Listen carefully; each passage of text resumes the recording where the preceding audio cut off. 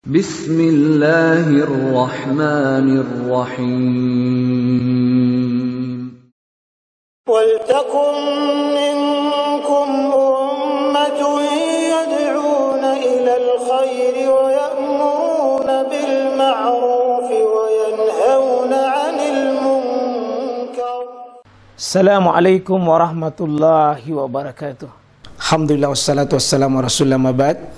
Allah berfirman, wajahidu bi amwalikum wa anfusikum. Berjuanglah kalian, berjihadlah kalian melalui hartamu dan dirimu.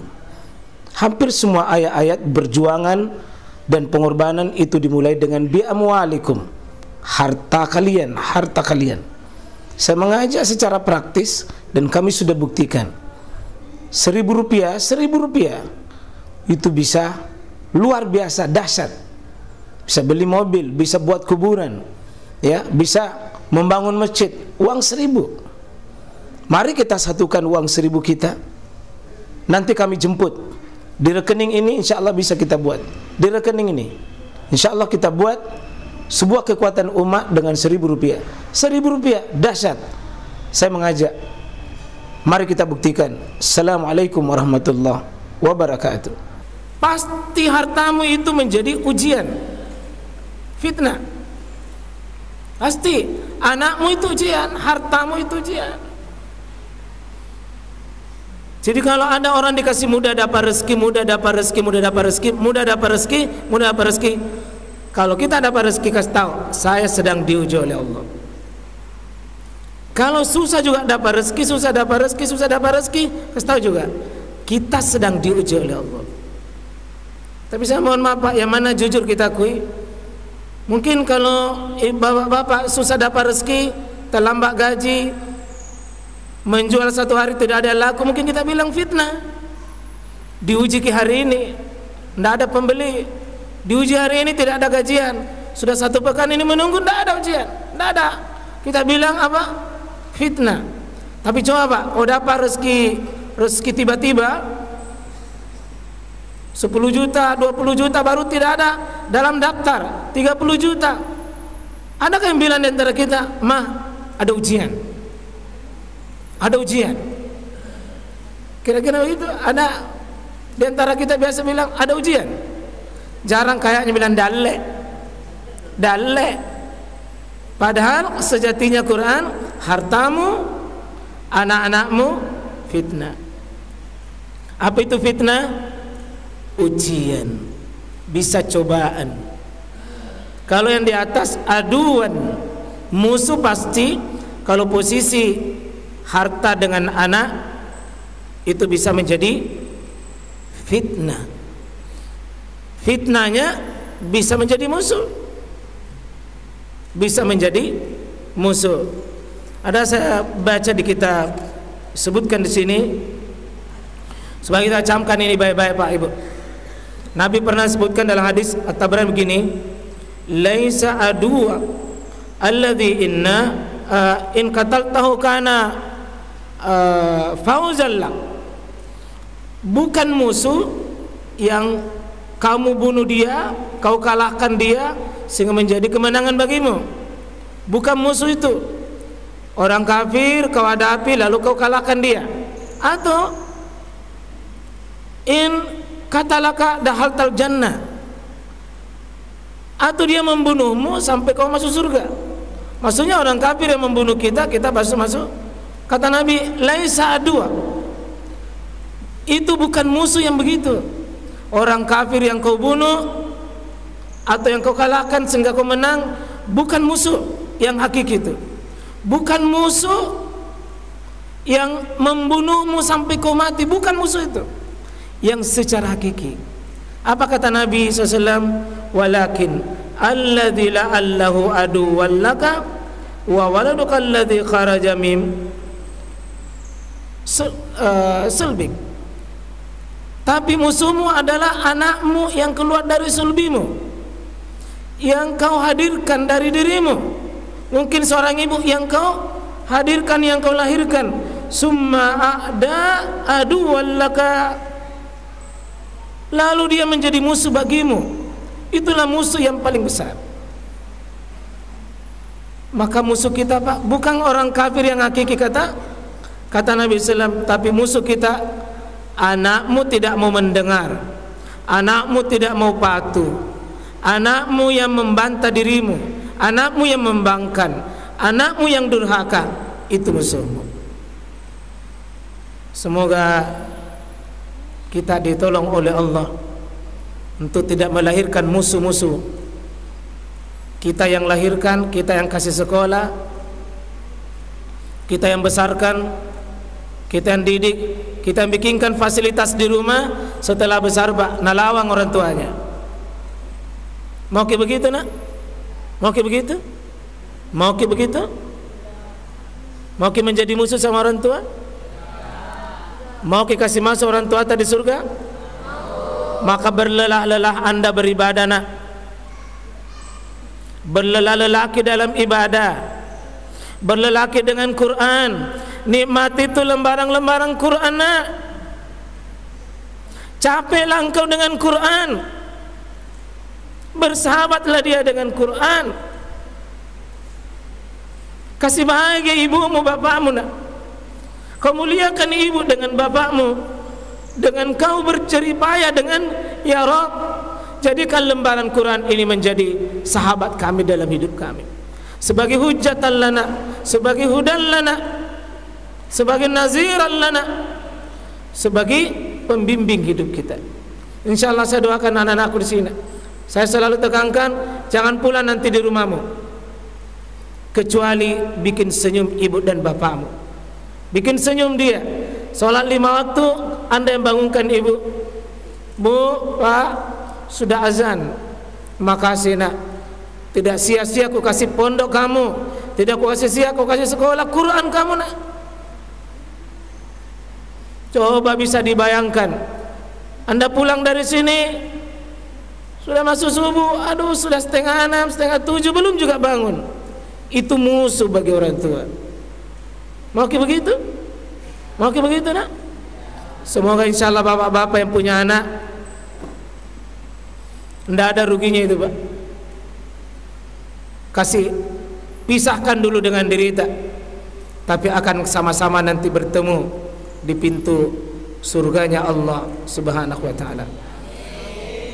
Ini ayat turun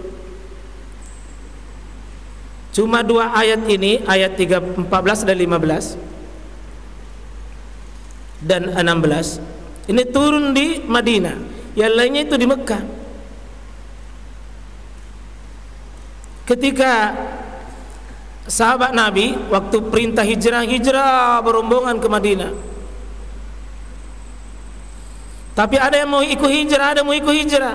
Istrinya berteriak, jangan tinggalkan saya. Ada anaknya menangis, ada anaknya yang kata banyak, jangan bapak tinggalkan saya. Dia tidak hijrah, terhalang hijrahnya, terhalang hijrah ke Madinah gara-gara istri dan anaknya. Sampai ketika dia di Madinah, dia melihat kaum muhajir yang duluan ilmu agamanya Masya Allah, ibadahnya Masya Allah, ketaatannya kepada Allah Masya Allah. Sementara dia tertinggal sekali. Apa dia bilang? Saya akan siksa saya punya anak, saya akan siksa punya istri, gara-gara dia saya terlambat hijrah. Turun ayat ini, turun ayat ini, fattaqullaha mastata'tum. Kau taat kepada Allah sesuai dengan kemampuanmu, keadaanmu. Wasmau, kau dengar baik-baik. Wa'tiu, kau taat baik-baik. Wa anfiqu khairan li anfusikum, kamu infakkan apa nanti yang terbaik. Yang semuanya ini kalau kita mundur disuruh fahzaruhum, berhati-hati kamu dengan pasangan hidupnya, anak-anakmu. Wa in ta'fu, kalau kau maafkan mereka itu istrimu, anak-anakmu. Wa tasfahu, kamu berlapang dada atas kejadian yang menimpa dirimu, atas halangannya dia, kau lapangkan dadamu. Jangan kau musuhi, jangan kau dendam, jangan kau benci.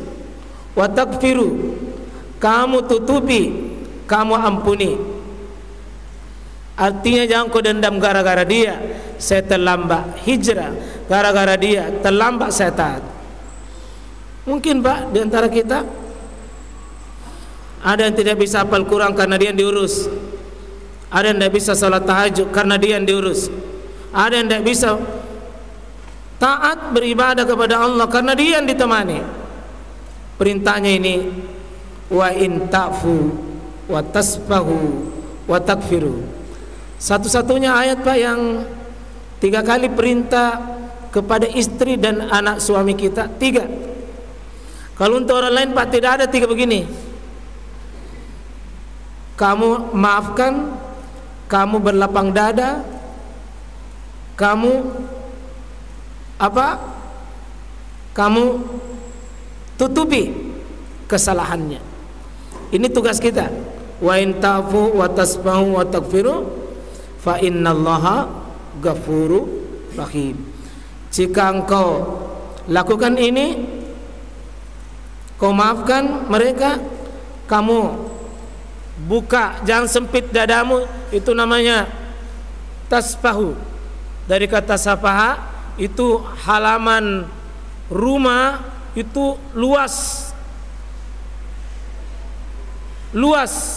sehingga dada kita itu disuruh tasfah. Wa takfiru, kamu tutup yang pernah ada kesalahannya, tutup lapang dada, lupakan. Artinya apa Pak? Mungkin bagus kita pakai ini terutama yang sudah lama menikah, sudah banyak anak-anak.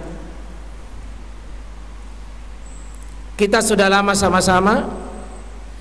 Kalau tidak dipakai ini Pak, yang bersarang di otak daftar kesalahannya, daftar kekurangannya, daftar kelemahannya, daftar yang menjadi aib-aibnya, sehingga kita lebih banyak benci dibanding dengan suka. Coba-coba kita jujur Pak ya. Kalau kita disuruh menulis kebaikannya pasangan kita, mungkin agak susah kita tulis. Itu artinya gagal mengamalkan ini Pak. Tapi begitu kita disuruh menulis daftar kesalahannya, daftar keburukannya, daftar kejelekannya, daftar kerusakannya, kertasnya minta lagi. Karena tidak cukup. Karena kita lebih banyak mengenang kesalahan. Ada fenomena hari ini saya lihat Pak, di zaman sekarang ini banyak orang mau membongkar rumah tangga. Saya sudah tua. Banyak fenomena selain dipicu oleh selingkuh begitu semarak, banyak orang hanya rumah tangga formalitas, hanya karena malu sama orang sampai dia bertahan rumah tangganya. Kenapa? Daftar kesalahannya terlalu diingat, daftar keburukannya terlalu dicatat. Akhirnya mawaddah tenggelam, warahmah bagaimana memuncul. Maka obat ini berlapang-lapang, tutup dan lupakan, supaya menjadi obat Pak. Ini suami istri dan anak-anak kita insyaallah. Mungkin nanti penerapan fattaqullaha mastata'tum kita lebih luas dan beri contoh dalam praktek-praktek ibadah dalam sehari-hari kita, sehingga insyaallah kalau anak-anakku di sini nak, kalau kita membentuk saf, tidak boleh bentuk saf satu di sini, satu di sebelahnya tiang. Apa namanya? Hukum saf yang sifatnya apa? Makruh. Tapi syukurlah kita di sini, kalau saya bentuk saf kena tiang atau tidak ini Pak? Kena tiang atau tidak? Tidak ya? Seandainya kena tiang, tidak boleh membentuk saf tiang di tengah. Tapi kalau tidak ada tempat, di situ saja. Pakai kaidah fattaqullaha mastata'tum. Jika orang sudah sholat, cari saf di depan. Tidak ada saf di depan, saf 2 tidak ada, saf 3 tidak ada, saf 4 malah pun tidak ada orang, tidak ada tempat. Fattaqullaha mastata'tum, boleh masuk di saf-saf. Kalau ada kosong, masuk di situ, masuk saja. Tapi sudah full juga, tidak bisa. Maka bisa di sampingnya imam, bisa di sampingnya imam. Cuma tidak ada jalanan dari sini, tidak ada ya. Berarti jangan pilih di sampingnya imam kalau tidak jalanan. Minta tolong dulu, jangan langsung di sampingnya imam di sini. Nah, tarik itu orang. Bisa berdiri sendiri di belakang, meskipun dilarang aslinya. Tidak boleh sendiri saf. La salata liman halfa munfarid. Tidak ada salat bagi orang saf sendiri di belakang. Tidak ada salat. Tidak sah salatnya. Kecuali tidak ada siapa-siapa, sudah menunggu, sudah mau masuk di saf itu tidak ada. Pakai kaidah fattaqullaha mastata'tum.